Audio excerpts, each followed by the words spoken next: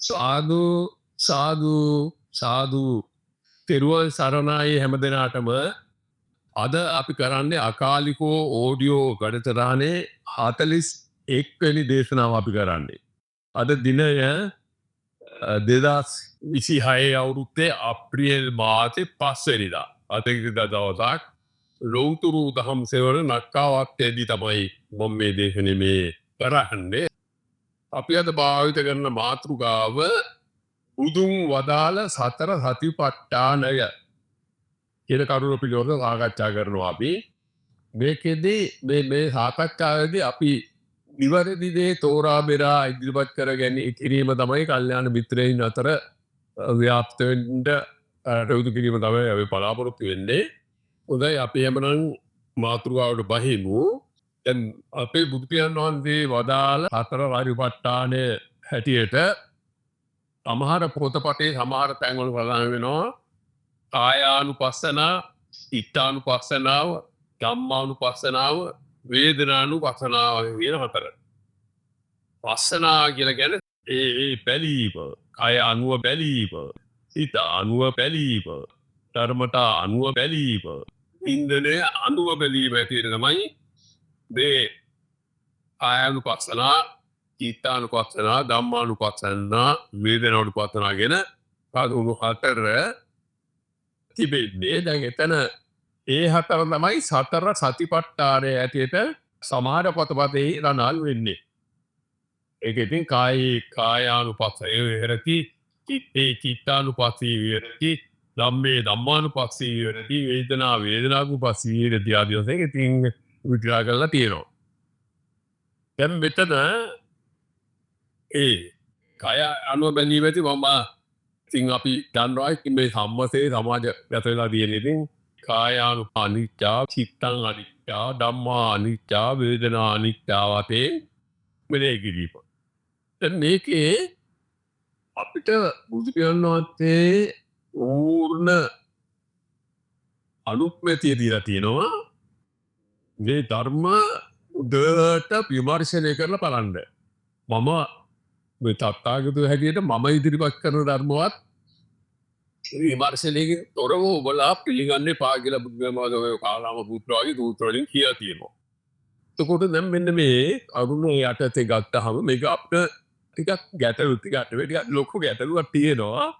මොකද මේ අපේ බුදු පියාණන් වහන්සේ චතුරාර්ය සත්‍ය දේශනා කරේ චතුරාර්ය සත්‍යනේ උන්වහන්සේ ගාය බුදු මුලේදී අන්දැක්කදී උන්වහන්සේ කරේ මොකක්ද? මේ අමාමානිවන සාක්ෂාත් කිරීම පිණිස දැන් ඔන්න දැන් අමාමානිවන සාක්ෂාත් කිරීම පිණිස කවදා හරි හැබැයි මේ කියන්නේ මේ කායානුපස්සනා, චිත්තානුපස්සනා, ධම්මානුපස්සනා, වේදනානුපස්සනා කියලා ගන්නේ ඒවා පවත්න්නේ කවදා හරි මෛත්‍රී කුදුපාද වෙච්ච දවසක නිවන් දැකීමේ අරමුණෙන් තමයි ඒවා කරන්නේ. නමුත් බුදු පියාණන් වහන්සේ පැහැදිලි කරන්නේ ඔබලා ඒ අතීතයට යන්න එපා, අනාගතයට යන්න එපා. මේ වර්තමාන මේ මොහොතේ සිද්ධ වෙන ගැඹුරු සංසිද්ධිය පිළිබඳ සිහිය පවත්වන්න කියලා. පච්චුප්පන්න දේයෝ ධම්මං තත්ත විපස්සති කියලා ඒ කියන්නේ ඔය සිත, කය, ධර්මතා, වින්දය කියන හතර.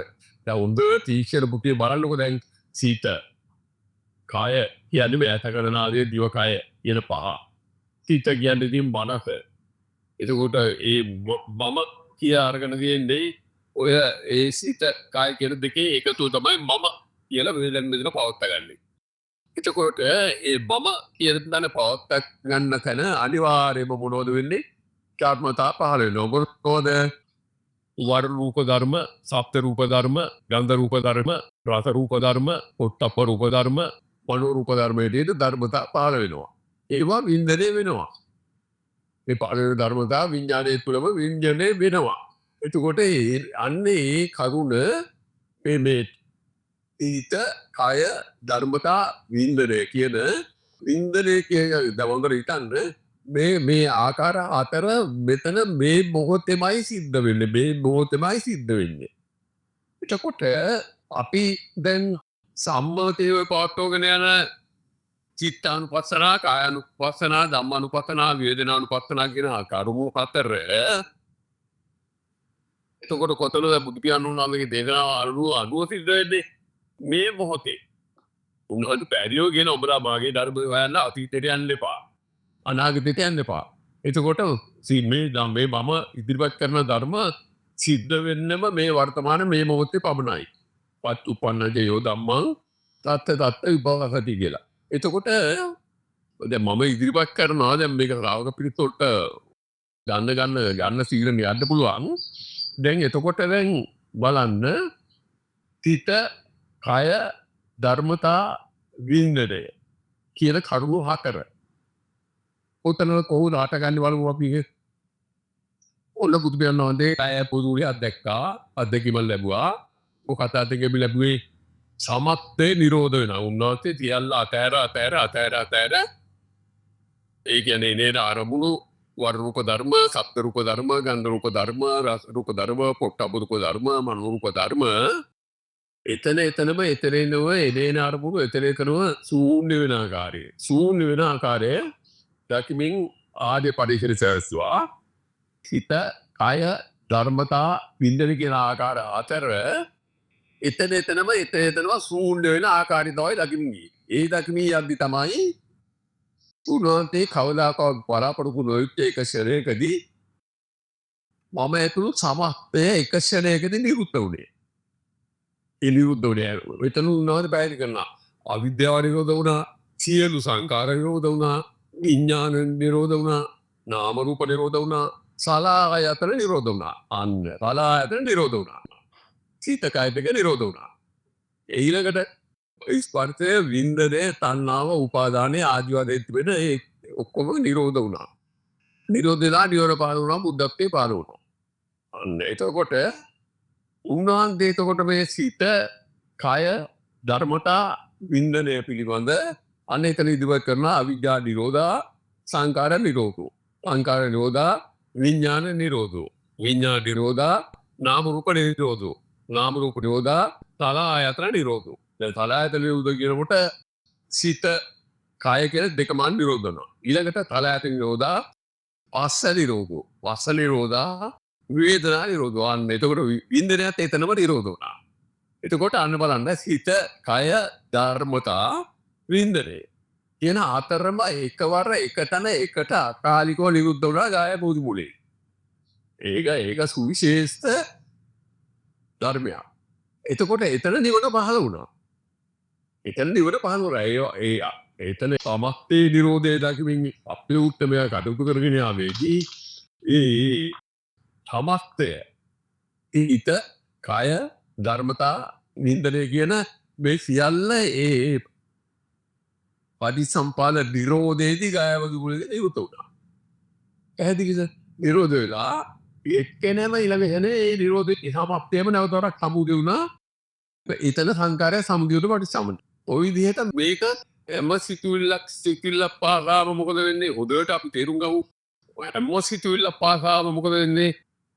මෙතන සංකාරය කියන සිතුවිල්ල මෙතන සංකාරයක් සමුදේ වෙනකොට ඊට පටිසම්පන්න වන්න අපි කිමුකෝ වටාපත කියලා ගමු. නැත්නම් මේසෙ කියලා ගමුකෝ අපි. අවුන අවිද්‍යාව පත්‍ය මේසෙ කියන සංකාරා. මේසෙ කියන සංකාර පත්‍ය ඊතදාන විඥාන. විඥාන පත්‍ය නාම රූප. නාම රූප පත්‍ය සලආයතන. සලආයතන. එතනන්න සිත, කය, ධර්මතා, වින්දනය කියන ඔක්කොම එතන සමුදේ වුණා. සලආයතන පත්‍ය පස්සෝ, පස්ස පත්‍ය වේදනා, වේදනා පත්‍ය තණ්හා, තණ්හා පත්‍ය උපාදාන, උපාදාන පත්‍ය භව. අන්න මොකක්ද වෙන්නේ? මේසේ කියන සංකාරය මෙතන සමුදේ වෙනොත් එක්කම හිතෙන පටිසම්පාද සමුදේ ක්‍රියාවලියේදී මොකද වුනේ? පටිච්ච සමුප්පාද සමුදේ වුණේ සිත, කය, ධර්මතා, වින්දනය කියන ආකාර හතර ඔන්න සමුදේ වුණා. ඒක පටිසම්පාද සමුදේ කියලා පැහැදිලි කරා. එතකොට මේසේ කියන සංකාරය එම සමුදේ තුන නිරෝධ වෙති. ඒ කියන්නේ මේ යන අකුරු තුනයි, අකුරු තුන මේ යන සමුදේ තුන නිරෝධයි. සායන්න සමුදේ තුන නිරෝධයි. ඥායන්න සමුදේ තුන නිරෝධයි. එතකොට මේසේ කියන සංකාරය නිරෝධ වෙති, සමුදේ තුනම නිරෝධ වෙති. මේ දැන් මේ මොහොතේ අන්න අවිද්‍යා නිරෝධා, මේසේ කියන සංකාර නිරෝධෝ. මේසේ කියන සංකාර නිරෝධා, විඥාන නිරෝධෝ. විඥාන නිරෝධා, නාම රූප නිරෝධෝ. නාම රූප නිරෝධා, සලායතන නිරෝධෝ. සලායතන නිරෝධෝ. සලායතන නිරෝධය කියන්නේ සිත, කය, ධර්මතා, විඳින කියන ආකාර හතරම එකවර සමුදය වෙනවා. එතනම එකවරම නිරෝධ වෙනවා. එකින් එකක් නෙමෙයි. අන්න එතන දැන් බුදුන් වහන්සේ අපිට කියන්නේ මාගේ ධර්මය දකින්න නම් ඔයාලා පාදේශනා කර පටිච්චසමුප්පාදය දකින්න. ඒ පටිච්ච සමුප්පාදය දකින්න ධර්මය දකින්නවා. ඒ ධර්මය දකින්න උද ස්වභාවයට පත් වෙනවා කියන. යෝ පටිච්ච සමුප්පාදම් පසති සෝ ධම්මං පසති නෝ ධම්මං පසති සෝ මං පසති කියලා උන්වහන්සේ පැහැදිලි කරනවා. එතකොට අපි අද මේ සාකච්ඡාවෙන් බලාපොරොත්තු වෙන්නේ මෙන්න මේ කරුණ. දැන් පටිච්චසමුප්පාදය පිළිබඳ සිය පවත්වද්දී උන්වහන්සේ කියනවා චතුරාර්ය සත්‍ය කියන කරුණු හතර පිළිබඳ උන්වහන්සේ මතක් කිරීම කරනවා. විචුනි දුක පිළිබඳ යෝනිසමනිකාරී පවත්වන්න. දුකේ සමුදය පිළිබඳ යෝනිසමනිකාරී පවත්වන්න. දුකේ නිරෝධය පිළිබඳ යෝනිසමනිකාරී පවත්වන්න.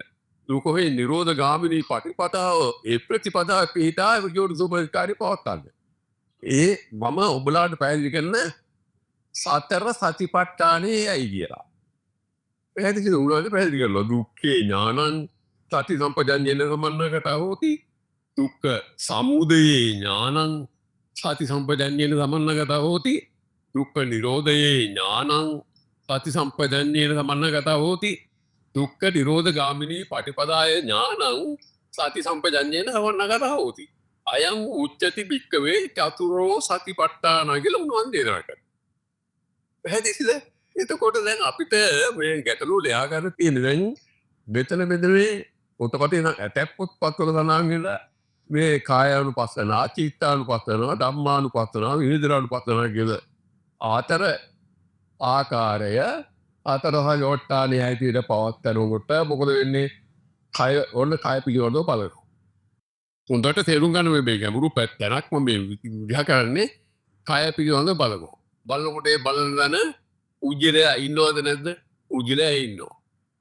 ඒ කියන්නේ පලන කෙනා ඉන්නවානේ. එතකොට එතන මනස භාවිතා වෙනවා. මනෝ විඥානේ භාවිතා වෙනවා. එතකොට එතන කාලයට අහු වෙනවා. කාලයට අහු වෙනවා. විඥානේ භාවිත වෙනවා. එතකොට සිත පිළිබඳ බැලුවා, කය පිළිබඳ බැලුවා, ධර්මතාවය පිළිබඳ බැලුවා, වින්දනය පිළිබඳ වෙන වෙනම බලනකොට මොකද වෙන්නේ? එතන කාලයට අහු වෙලා මම එන්ට එනවා. දැන් මෙතන අපේ බුදුන් වහන්සේ පැහැදිලි කරන මේ පටිච්චසමුප්පාදය දැකීම කියන එතන මොකද වෙන්නේ? මේ සිත, කය, ධර්මතා, වින්දන කියන හතරම එකවර සමුදය වෙනවා.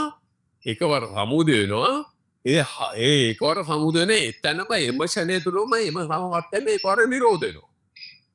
අපි උත්තර කියන්නේ අන්නේ හතරම එකවර සමුදය තුලම නිරෝධ වෙන ආකාරය ප්‍රඥාවෙන් දකින්න කියලා. ඒ දකින්නකොට එතන කාලයට අහු වෙන්නේ නැහැ. එතන විඥානේ පවත්තන්නේ මේ පාලන විඥානේ තමයි ශූන්‍ය නැටි ප්‍රඥාව දකින්නේ. විඥානේ භාවිත වෙන්නේ ඒ වගේම සිත භාවිත වෙන්නේත් නැහැ. එතකොට ප්‍රඥාව තමයි ඉතර භාවිත වෙන්නේ. ඒක අනුව අනික ඒ අමුදේ තුල සිදුවෙන නිරෝධය දකින්නවා කියලා කියන්නේ ප්‍රඥාවෙන් දකින්නේ. එතන යථාභූත ස්වභාවය තමයි අර දකින්නේ. යථාභූත ස්වභාවය තමයි ඒ දකින්නේ. ඒක ඇත්තටම ඊටාම වටිනා පරිශනගේ එතන තමයි ආර්ය පරිශන කියලා කියන්නේ. ආර්ය පරිශනේ. දැන් මෙතන මේ ඉත්තානුපස්සනා, කායානුපස්සනා, ධම්මානුපස්සනා, වේදනානුපස්සනා ගැලියට අපි මේක බලන්න ගියොත් මොකද වෙන්නේ? අපි කාලයට අහු වෙනවා. උගලෑ ඉන්නවා. විඥානයේ භාවිත වෙනවා. පැහැදිලිද? භාවිත වෙනවා. එතකොට එතන මොකද වෙන්නේ? ඒක ආර්ය පරිශනයක් නෙමෙයි. ඒ අර සිත, කය, ධර්මතා වින්දනය පිළිබඳව මම නම් වූ කෙනෙක් විඥානයේ භාවිත කරගෙන කටයුතු කරනවා නම් ඒක ආර්ය පරිශනයක් වෙන්නේ නැහැ. ඒක අනාර්ය පරිශනයක්. පැහැදිලිද? අනාර්ය පරිශනයක්. එතකොට ආතන පටිච්චසමුප්පාදයේ නිරෝධය පිළිබඳව සිය පවත්වද්දී එතන සිද්ධ වෙන්නේ ආර්ය පරිශනයක්. එතන හතේ පුජ්‍යලයක් නැති බව ධර්මතා ගින්නර නැති බව සියල්ල තූර්ණයන බව තමයි ඒ දකින්නේ. අන්න ඒ නිසා හොඳ කල්පනාවෙන් තේරුම් ගන්න පොතපතේ තිබුණට කරන්න දෙයක් නෑ. අපි නිවැරදි දේ තෝරගමු. කියන්නවද කිව්වනේ කාලාව සූත්‍රයේදී විමර්ශනයෙන් තොරව පිළිගන්න එපා. පරම්පරාව තිබුණු පළියට විමර්ශනයෙන් තොරව පිළිගන්න එපා. විදිහට කිව්වට මා අනුස්සවේන මා ඉතිකිරාය මා පරම්පරාය මා පිටක ඇතියෙන. පොතපතේ තිබුණු පළියට විමර්ශනයෙන් තොරව පිළිගන්න එපා. ආදි වශයෙන් ඉතින් පැහැදිලි කරා මා අනුස්සවේන මා ඉතිකිරාය මා පරම්පරාය මා පිටක සම්පදාරේන මා තක්ක හේතු මා නහේතු මා පරිත්තක් එනවා පිටිනිජානක් පත්‍යාපප රූපතාය මා සමනෝන් ඔගරු කියලා උන්වහන්සේ පැහැදිලි කරා. උපදෙස් දුන්නා. අන්න ඒ උපදෙස් තුල පිළිදලා අපි නිවැරදි දේ හොරා බේරගමු. පොතපතේ ඉතින් අපිට වලක්වන්න වැඩි බුදු බැනෝද පිරිමිලා වතර දාස්ගාන වල කාපේ තමයි ඔය ත්‍රිපිටකය අරගෙන ලියුනේ. ඒ වගේ ඉතින් නිවැරදි දේ තියෙනවා වැරදි දේ තියෙනවා. ඒ නිසා අපි ඉතින් කලබල වෙන්න ඕනේ. අපි නිවැරදි දේ හොරාගෙන මේ සමාජගත කරමු. අපි අනුගමනය කරමු. දැන් අතට මම මේ අනුව ඉදිරිපත් කරන්නේ අපි උත්තර දේශනා කරන නිවැරදි දේ. ඕරබේරගෙන අනුව කඩු කොල්ල මේ කාරණේ ප්‍රත්‍යක්ෂ අත්දැක්කා. මේට වසර 30කට විතර කලින්දී. ඒ නිසා මම මේ කරුව මේ අනිවාර්යයෙන්ම නිවන අවබෝධ කරගන්න පුළුවන් එකම ක්‍රමය මේ චතුරාර්ය සත්‍ය හේවත් මේ පටිසම්භාවදී දැකේ. එතන දකින්න සමත්තේ ශූන්‍ය දව. දැන් ආනන්ද ආමුදුරට බුදු කරනවාද කියනවා. ආනන්ද මම මේ තථාගත අභිසම්බෝධි පිණිස කළ එකම දෙය මෙතන පහළ වෙන සියලුම ආරම්භන ශූන්‍ය වෙන හැටි ප්‍රත්‍යාවෙන් දකින ආර්ය පරිශන පැවැත්තුවා. එහෙම කරගෙන යති තමයි මම බලාපොරොත්තු වෙච්ච මොහොතක මෙන්න මේ නිරෝධය සිද්ධ වෙමින් මේ අමාමානියට වාපාසාත් කරේ කියලා. එතකොට උන්වහන්සේ මේ චිත්තානුපස්සනා, කායානුපස්සනා, වේදනානුපස්සනා, ධම්මානුපස්සනා කියලා වෙන වෙනම කරේ නෑ. උන්වහන්සේ කරේ මොකද්ද? ඒ සියල්ල එතනම ශූන්‍යයි, නිරෝධයි කියපැවැත්තුවා. ඒක ආනන්ද අමුදුරණ කියනවා. අයංකෝ ආනන්ද විහාරෝ තථාගතේන අභිසම්බුද්ධෝ. තථාගත අභිසම්බුද්ධ වෙන ආනන්ද මම කලේ යදිදං සබ්බ නිමිත්තානං අමනතිකානං. යදිදං සබ්බ නිමිත්තානං කියන්නේ මොනවද? මෙතන පාර වෙන වරූප ධර්ම, අප්ත රූප ධර්ම, ගන්ධ රූප ධර්ම, රස රූප ධර්ම, උත්තම රූප ධර්ම කියන ඒ ධර්මතා. ඒක තමයි නිමිත්ත. නිමිති කියලා කියන්නේ වර රූප නිමිත්ත, සප්ක රූප නිමිත්ත, ගන්ධ රූප නිමිත්ත, රස රූප නිමිත්ත, පොට්ටබ රූප නිමිත්ත, මනෝ රූප නිමිත්ත කියන අවස්තය එතනතරම නිරෝධන ආකාරයේ ප්‍රත්‍යයන් දක්වමින් ගියා. ඔබත් එහෙම කරන්න කියලා ආනන්ද ආමුරණ කියනවා. ඒකෝට අපේ උත්තමයා එහෙනම් කරේ මොකද්ද? කාලයට අහු වෙන්නේ නැතුව තියන්නේ එකවර කමස්තේ නිරෝධන ආකාරයේ දක්වමින් ඉල්ලා මේ ගයා බෝධ මුලේ නිරෝධය අත්දැක. ඒක ආර්ය පරිසරයේදී සඳහන්. එතකොට එතන උන්වහන්සේ ප්‍රකාශ කරන්නේ මම මේ කායානුපස්සනා, ඊතානුපස්සනා, ධම්මානුපස්සනා, වේදනානුපස්සනා හැටියට වැඩිකොල්ල වැඩුවා කියලා කියන්නේ. උන්වහන්සේ කියන්නේ මේ සියල්ල සමස්තය ශූන්‍ය ආකාරයට මම නැගිමින් ගියා. ආනන්ද ඔබත් ඒව කරන්න කියලා තමයි එදී. එතකොට අපි උත්තමයාගේ දේශනාවල තියෙන මේ සෑම ධර්ම තිත කය ධර්මතා වින්දනය ඇතුළු සියලුම ධර්ම එතනම නිරෝධ වෙන බව. ඔය නිරෝධ ධම්ම සූත්‍රයේ හැත්තේද සූත්‍රය කියලා සූත්‍රය දේශනා කරනවා. ඒ සූත්‍රයේදී උන්වහන්සේ කියනවා සබ්බම් භික්කවේ නිරෝධම්මා. පිටුනේ මේ සමස්තේ නිරෝධ ධර්ම. එංච භික්කවේ නිරෝධම්මා මොනවාද නිරෝධ වෙන්නේ? චක්කුම් භික්කවේ නිරෝධම්මා. රූපා නිරෝධ ධම්මා. ඇස නිරෝධ ධර්මයක්. ඇසට ගැටෙන වර්ණ රූපේ නිරෝධ ධම්මයි. චක්කු විඥානේ නිරෝධ ධම්මයක්. චක්කු සම්පස්සේ නිරෝධ ධම්ම. චක්කු සම්පස්සේ නිසා හට ගන්නා සුඛ දුක්ඛ දුක්ඛ විඳිනේ නිරෝධ ධම්ම. ඔය විදිහට උන්වහන්සේ ප්‍රකාශ කරේ මෙතන නිරායාසයෙන්ම මේ ගලාගෙන සිතුවිලි ජාලය ඒ වගේ මේ තලායතන සමස්තය දාගන්න පරිවේගයෙන් නිරෝධ වෙනවා. නිරෝධයි. එතකොට අපේ උත්තමයා උපදෙස් දුන්නේ අන්නේ විරෝධය පිළිබඳ සිහිය පවත්වන්න. පැහැදිලි නිරෝධය පිළිබඳ සිහිය පවත්වන්න. එතකොට අපේ උත්තමයා කරත් නිරෝධය පිළිබඳ සිහිය පැවැත්වීම. අන්න ඒ නිසා අපි මේ සතර සතිපට්ඨානය හැටියට අතපොතේ සඳහන් වෙන මේ කායානුපස්සනා, චිත්තානුපස්සනා, ධම්මානුපස්සනා, වේදනානුපස්සනා කියන එක අපේ ඒ එදා බ්‍රාහ්මණ පිරිස් බුදුරජාණන් වහන්සේ පහළ වෙන පෙරේතෝ බ්‍රාහ්මණ පිරිස් කරගෙන ගිය කටයුතු ඒවා. ඉතින් අපිට මොකක්ද කියන්න බෑ. පතුකාලේ ඔය ලේඛන ගත කරද්දී සතරාරි පට්ටානි කියලා ඒක තමයි ඒගොල්ලෝ නම් කරේ. නමුත් ඒක ඉතින් කරන්න දෙයක් කියන්න වෙනවා ඒක වැරදි. ඒ සතරාරි පට්ටානි කියලා බුදුරජාණන් වහන්සේ දී පවත්තන්න කිව්වේ සතර සති. සිය පවත්තන්න අවස්ථා හතරක් කිව්ව කොහොමද? දුක පිළිබඳ ඥානය. දුකේ ඥානං සති සම්පජඤ්ඤේන තවන්න ගත වූති. දුක පිළිබඳ ඥානය ඊටවන්න. දුකේ සමුදය පිළිබඳ ඥානය පවත්තන්න. දුකේ නිරෝධය පිළිබඳ ඥානය පවත්තන්න. දුකේ නිරෝධ ගාමිනී ප්‍රතිපදාව පිළිබඳ ඥානය පවත්තමින් කටයුතු කරන්න. දුක්ඛේ ඥානං අති සම්පජඤ්ඤේන සමන්නගතෝ හෝති. දුක්ඛ සමුදය ඥානං සති සම්පජඤ්ඤේන සමන්නගතෝ හෝති. දුක්ඛ නිරෝධේ ඥානං සති සම්පජඤ්ඤේන සමන්නගතෝ හෝති. දුක්ඛ නිරෝධ ගාමිනී ප්‍රතිපදාය ඥානං සති සම්පජඤ්ඤේන සමන්නගතෝ හෝති. අයං උච්චති භික්ඛවේ චතුරෝ පටිපට්ඨානා කියලා උන්වහන්සේ පැහැදිලි කරනවා. ගන්න අපේ උත්තරය පැහැදිලි කරපු හතරවත් වට්ටාන ඒක. මොකද්ද? දුක්ඛ පිළිබඳව සිය පැවැත්වීම, දුකේ සමුදය පිළිබඳව සිය පැවැත්වීම, දුකේ නිරෝධය පිළිබඳව සිය පැවැත්වීම, දුකේ නිරෝධය දැකීම පිළිබඳ අනුගමනය කළ යුතු මාර්ගය පිළිබඳ සිය පැවැත්වීම. එතකොට සමස්තය නිරෝධයි කියන සිය අපේ උත්තරය පැවැත්වුවා. ඒ සමස්තය නිරෝධයි කියන්නේ සිත, කය, ධර්මතා විඳින කියන හතරම. ඒකයි සමස්තය කියලා කියන්නේ. ඒ සමස්තේම නිරෝධයි සිය පැවැත්වුවා. එතෙන් මොකද උනේ? කාලයට අවුන්නේ අකාලිකව මෙතන ක්‍රියාත්මක වෙන හැටි මේ මොහොතේ එකවර එක තැන එකට අකාලිකව සිතනවා කියලා රකින්නියා. අපේ උත්තරය කොතනකවත් කියලා නැහැ. කායානුපස්සනාවට යන්න, චිත්තානුපස්සනාවට යන්න, ධම්මානුපස්සනාවට යන්න, වේදනානුපස්සනාවට යන්න කියලා කියලා නැහැ. මොකද ඒ හතරම පූර්ණේ වෙනවා මේ චතුරාර්ය සත්‍ය දැකීම තුල. පටිච්චසමුප්පාදේ නිරෝධය දැකීම තුල. හොඳයි එහෙමනම් ඔන්න අපි ඉතා පැහැදිලි විස්තරයක් මේ පැහැදිලි කරේ. හේතුව මේකයි.